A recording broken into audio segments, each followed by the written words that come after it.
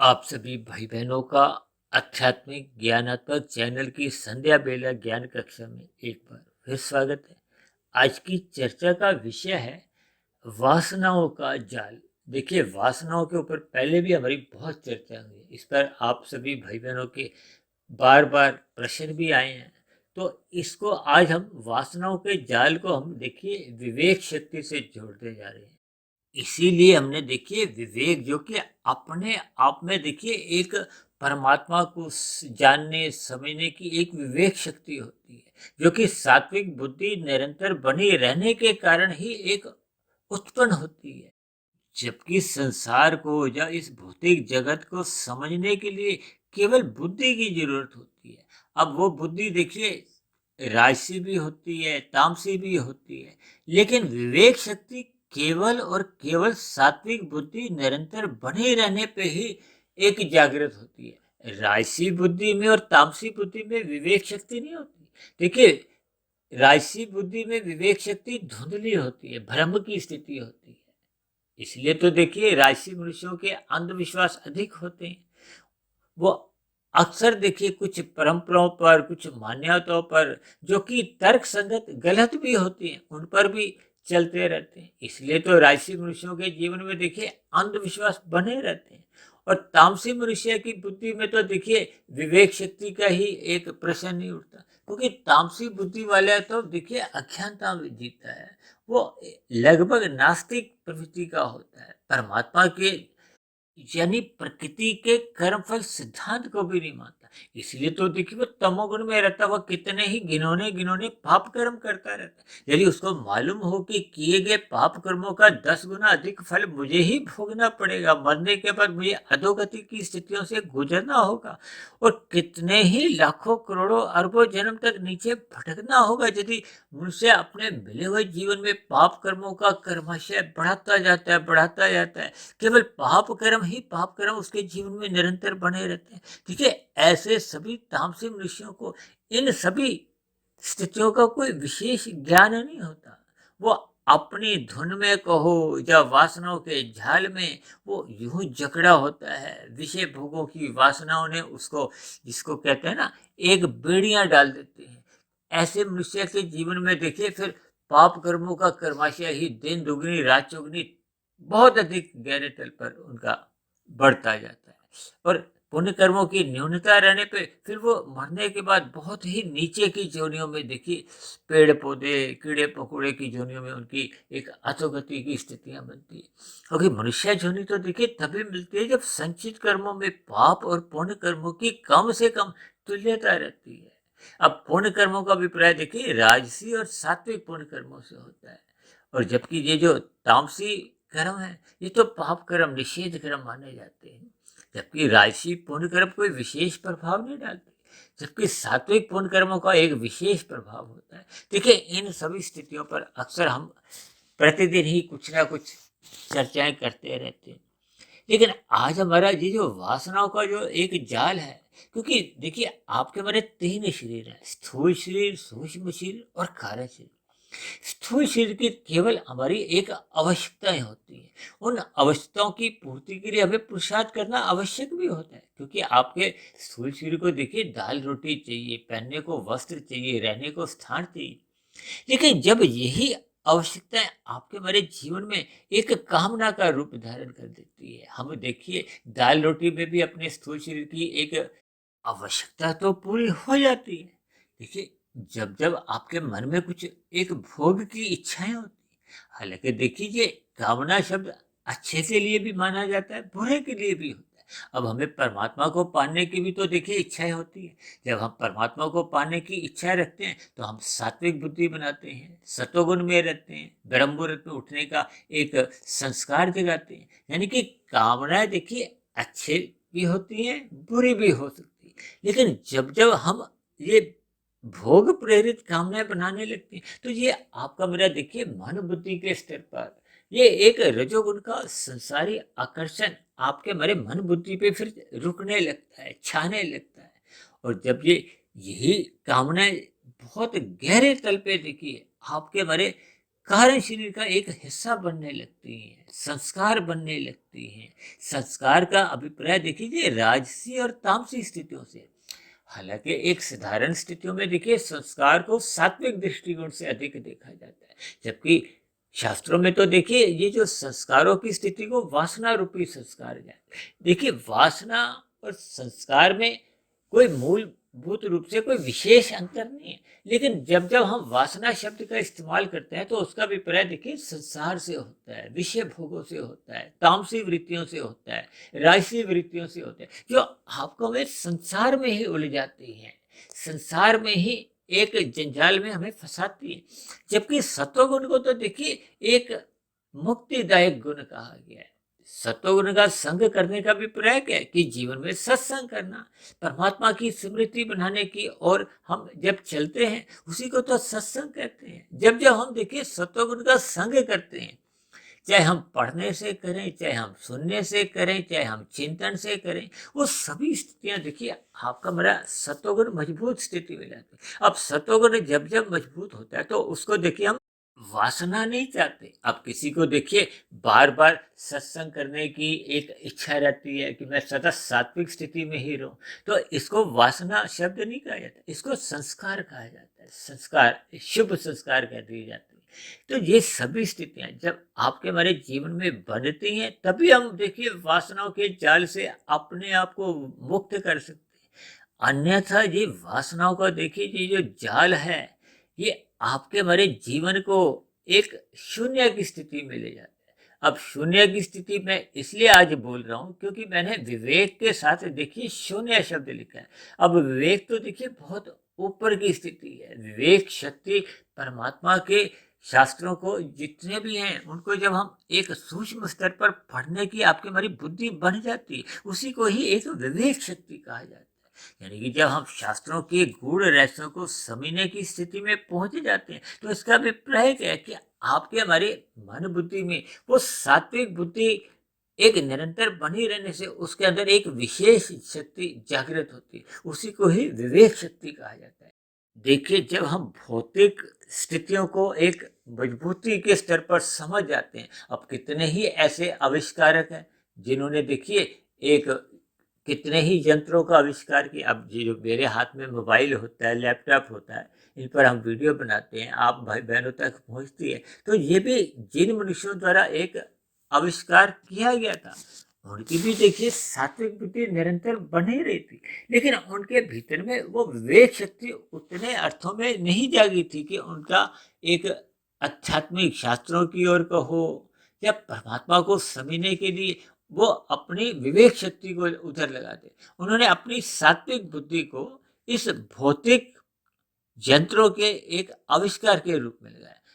जब जब देखिए हम परमात्मा की ओर ध्यान लगाते हैं, परमात्मा के सूक्ष्म विषयों पर चिंतन करते हैं, उस शक्ति विशेष का नाम विवेक शक्ति है। जब हम भौतिक कार्यों में लगे होते हैं उसको देखिए बुद्धि से जोड़ा जाता है। और जबकि बुद्धिमान मनुष्य देखिए आध्यात्मिक हो भी सकता है और नहीं भी, लेकिन आध्यात्मिक मनुष्य सदा ही बुद्धिमान भी माने जाते हैं।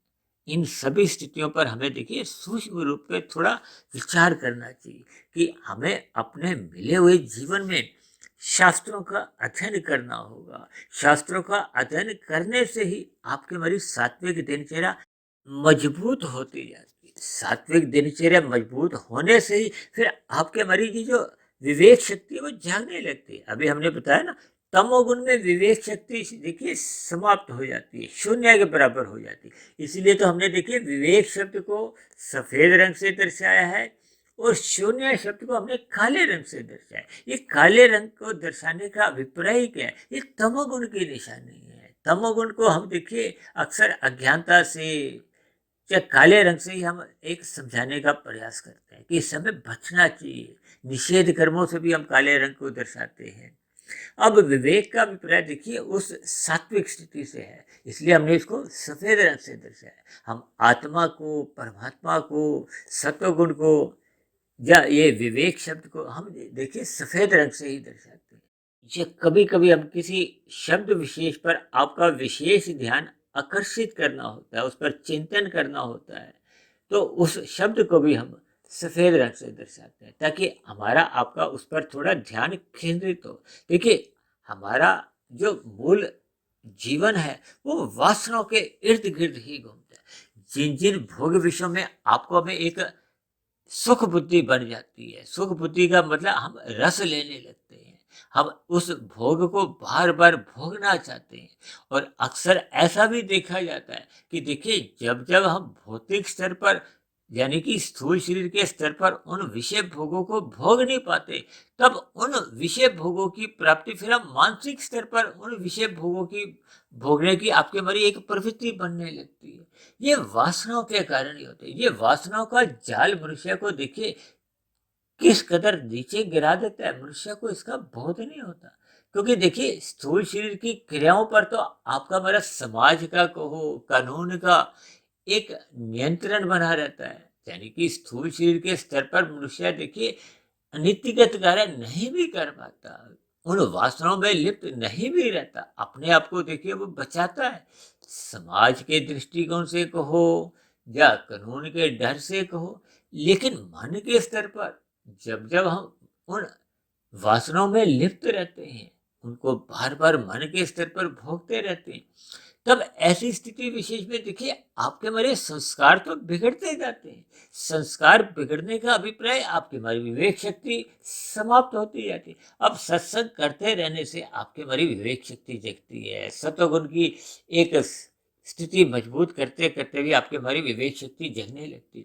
लेकिन ये जो वासनाएँ हैं, ये वासनाएँ जब देखिए मानसिक स्तर पर भी एक चलती रहती हैं, तो ये धीरे-धीरे आपके हमारे जो विवेक शक्ति जो जागी होती है, उसको ये कमज़ोर करती है। और जब-जब ये वासनाएँ देखिए स्थूल शरीर के स्तर पर हमें भोगों में ही लिप्त रखती है, तो फिर मनुष्य की विवेक शक्ति देखिए लगभग शून्य की स्थिति की ओर बढ़ती है। यानी कि उसकी विवेक शक्ति समाप्त होती जाती है। विवेक शक्ति समाप्त होने पे फिर वो मनुष्य अपने मिले हुए जीवन में कितने अधिक पाप कर्म करता है, इसकी देखिए गिनती करना भी मुश्किल हो जाता है।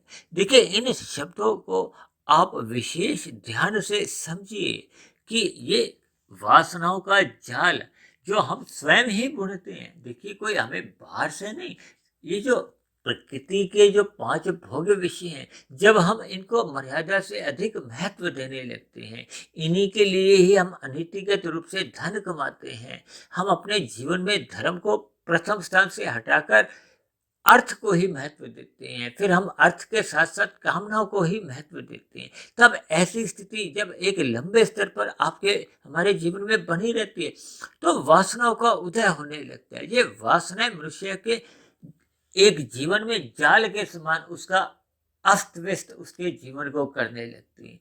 यानी कि ये वासनाओं के जाल में देखिए मनुष्य ऐसा कैद हो जाता है कि मनुष्य की एक चिंतन करने की शक्ति ही समाप्त हो जाती है। ये चिंतन करने की शक्ति को हो विवेक शक्ति, यानी कि जब उसकी एक शून्य के बराबर होने लगती है, तो फिर परमात्मा की पूर्ण रूप से विस्मृति होने लगती है। परमात्मा की पूर्ण विस्मृति होते-होते उसके जीवन में देखिए पाप कर्मों का ही तांता बन जाता है। यानी कि उसके जीवन में सुबह से शाम तक जो जितनी भी क्रियाएँ होती हैं, वो विषय भोगों से प्रेरित होते हुए अनीतिगत कार्यों में ही लिप्त कराए रखती है।